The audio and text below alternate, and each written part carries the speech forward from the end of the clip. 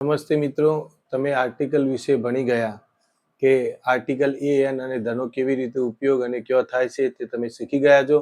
હવે આર્ટિકલ કઈ જગ્યાએ ન વપરાય એ શીખવાનું છે. એ વિડીયો સાથે આપણે આજે આવ્યા છીએ, પણ એ પહેલા અમારા વિડીયોને જો સબસ્ક્રાઇબ ના કરી હોય તો કરી દેજો, જેથી અમારા નવા વિડીયો તમારા સુધી પહોંચી શકે. તો હવે નવો ટોપિક આપણે જોઈએ કે આર્ટિકલ એ એન અને ધ કઈ જગ્યાએ ના વાપરી શકાય, કયા નામની આગળ ના વાપરી શકાય.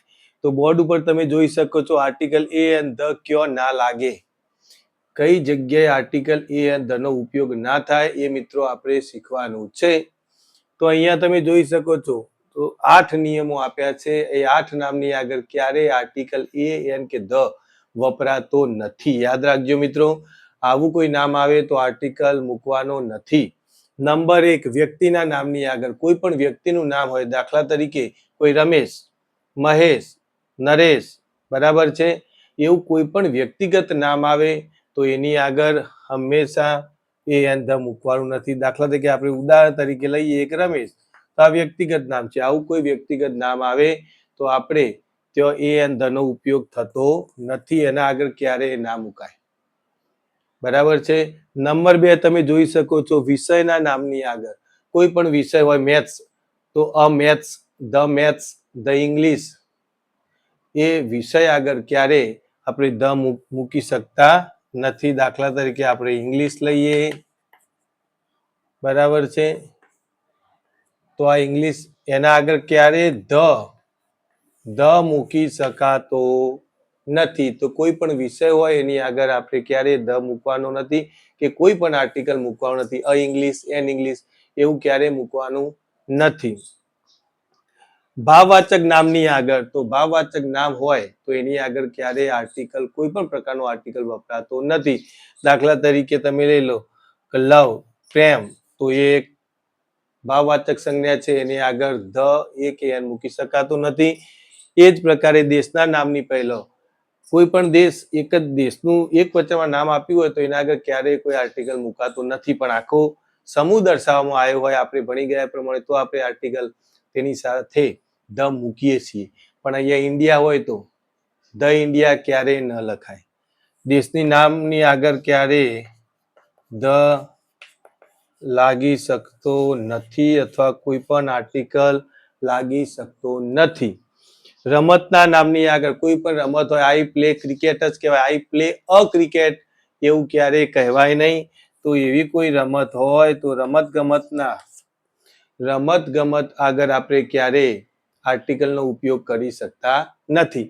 એ જ રીતે નંબર 6, વારના નામની આગળ કોઈ વાર આપ્યો હોય, મન્ડે, ઉદાહરણ તરીકે આપણે લઈએ મન્ડે, તો મન્ડે આગળ આર્ટિકલ ધ પણ ના આવે, અ પણ ના આવે, એન પણ ના આવે, કોઈ પણ આર્ટિકલ વારના નામની આગળ મૂકી શકાતો નથી. તો યાદ રાખજો, વારના નામની આગળ ક્યારેય આર્ટિકલ આવતો નથી. એના પછી કંપનીના નામની આગળ કોઈ કંપનીનું નામ હોય, પણ જો આખા સમૂહનો નિર્દેશ કરતું હોય એવું નામ હોય તો આપણે આર્ટિકલ ધ મૂકીએ છીએ. પણ એક જ કંપની હોય તો કંપનીનું દાખલા ગેટવે, તો ધ ગેટવે ના કહેવાય.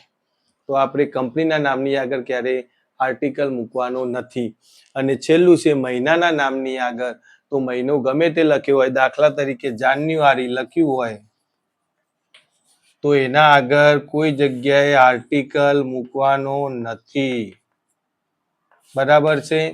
કોઈ પણ મહિનાનું નામ આપ્યું હોય, માર્ચ આપ્યું હોય, ફેબ્રુઆરી આપ્યું હોય, ગમે તે મહિનો આપેલો હોય તો એ મહિનાના નામની પહેલો ક્યારેય આપણે આર્ટિકલનો ઉપયોગ કરવાનો નથી.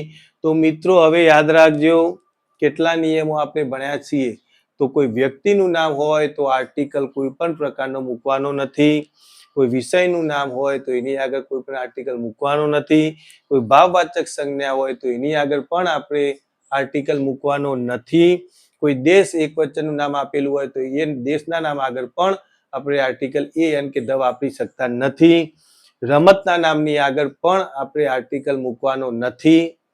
કોઈ પણ વાર આપેલો હોય તો વારના નામની આગળ પણ આપણે આર્ટિકલ મૂકવાનો નથી. મિત્રો યાદ રાખજો. તો એ રીતે મહિનાના નામ હોય કે કંપનીનું નામ હોય તો આ જે મેં નિયમો તમે જોઈ શકો છો બોર્ડ ઉપર, આ નિયમો તમારે લખી લેવાના છે. અને આ નિયમો આવે તો તમારા મગજમાં તરત ખબર પડવી જોઈએ કે ભાઈ આ તો કંપનીનું નામ છે તો આર્ટિકલ ના આવે, આ દેશનું નામ છે તો આર્ટિકલ ના આવે, કોઈ વ્યક્તિવાચક નામ છે તો આર્ટિકલ આવતો નથી.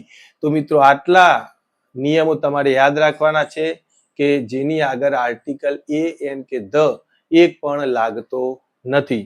તો મિત્રો આ નિયમો તમારા નોટબુકની અંદર લખી લેજો, તૈયાર કરજો, અને એ નિયમો આવે ત્યારે તમને ખબર પડી જશે કે આની આગળ આર્ટિકલ આવતો નથી.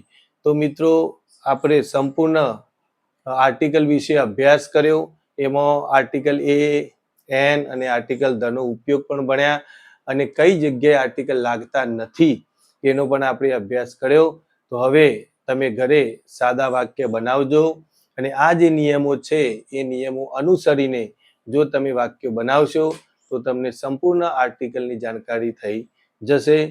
તો મિત્રો આ વિડીયો જો ગમ્યો હોય તો સબસ્ક્રાઇબ જરૂર કરજો, જેથી અમારા નવા અંગ્રેજી વ્યાકરણના વિડીયો તમારા સુધી પહોંચી શકે.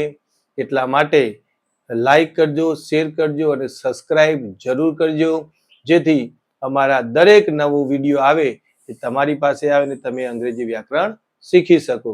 તો ચાલો ફરીથી મળીશું એક નવા અંગ્રેજી વ્લોગ સાથે. ત્યાં સુધી આવજો.